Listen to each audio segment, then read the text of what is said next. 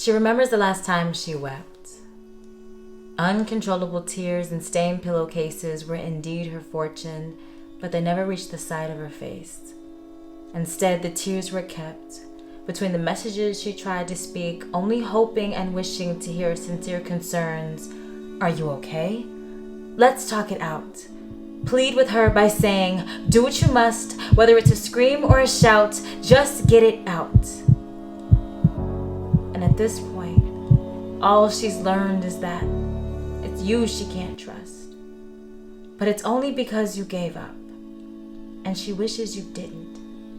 She wishes you didn't treat her signs as a nuisance. She wishes you didn't take her calls to your house as reasons to see yourself out of her life. She wishes you would just take a moment, talk her out of what she wants to do with that knife. Talk her out of taking a belt to her neck, a pill to her chest, a bullet to her head, a car to the cliff with her identified body in it. He remembers the last time he wept. Uncontrollable tears finally made it past his cheek and reached his collarbone while staining his pillowcase. This reality was hard to face. The pain was hard to bear. It's all because he thought he listened. He thought he showed how much he cared, but that wasn't enough. See, he did reach out his hand, but he wasn't strong enough to pull her up. The bars she found herself behind had far too much rust.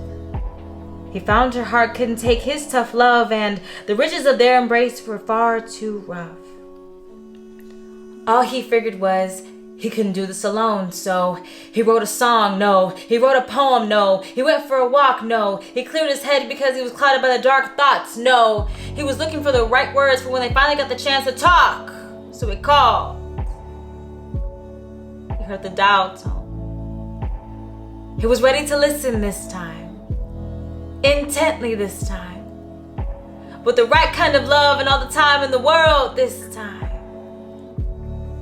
And he wishes she answered on the other side, but he heard static. The desolate air crept up behind him, so he fell to his knees in a panic, pleading with his sovereignty, trying to make sense of it all. Your thoughts are above my thoughts, your ways are above my ways, but why? Why did you take my friend away? It was at this point he had seen better days. It was at this point there wasn't anything left he could say. Hey! Keep your head up.